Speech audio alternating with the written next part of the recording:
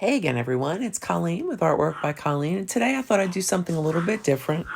I bought this at the Dollar Tree and decided it would be fun to paint it, in quotes, with clay.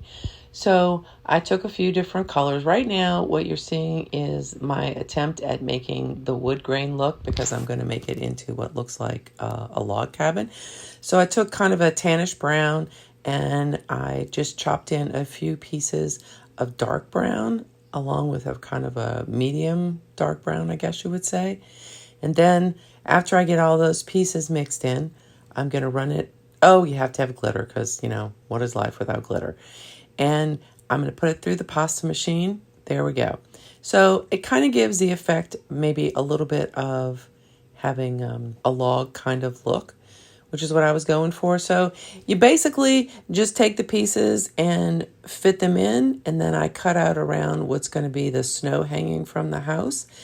I did put all this in. There you'll see me putting it in with the liquid clay, which kind of works as a glue to help it adhere better to the wood. We're just going to jump forward now to where I started, because I jump around when I'm doing a project. But I wanted to give it kind of a wood grain look. So what I did was I took the back side of a blade to make the little lines.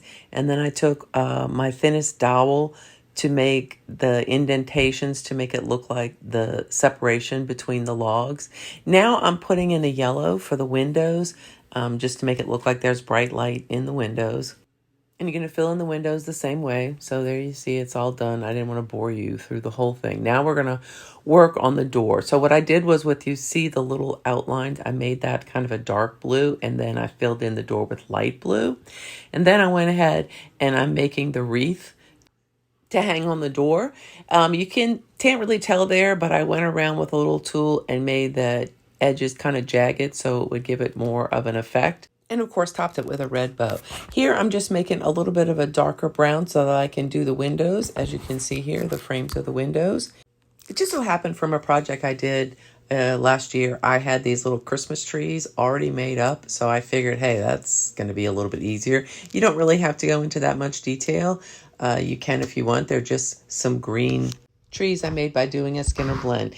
Now I've got this blue and white mix that I did, and I decided that I was going to head and cover the roof with it. In hindsight, I would say definitely have more white and less blue. However, since I already had it made and I didn't think it looked awful, I decided to go ahead and keep it. I'm just putting it down and then carving out the ends so it has the detail of the roof, the way the piece of wood went. I also had to go on the inside of it and also cut out the details, which was a little bit more complicated because I had to cut it just far enough without cutting into the logs. So yeah, I know I can jump around on my projects a little bit, but I decided I wasn't really sure at that point whether I liked the blue or not. So I compared it to doing the white underneath the windows for the snow dripping, and I liked the white a lot.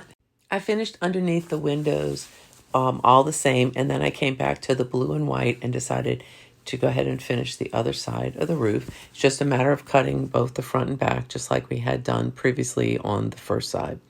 Now that the roof's done, it's time to go ahead and do the snow along the bottom of the house. So again, I'm just cutting it out, kind of looking and seeing how the shape goes and trying to match it so I can fit it in, which is what I'm doing there. And now the next step in the process is going to be hanging the lights.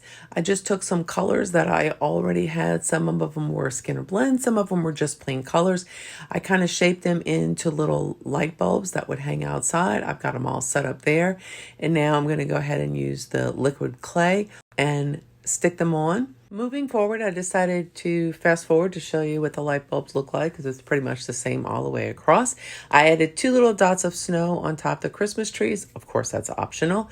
And then we're going to go ahead and bake it. After baking, I decided to shine up the windows a little bit. I found this Dimensional Magic Mod Podge stuff. It's pretty amazing. It looks almost like it's been epoxied.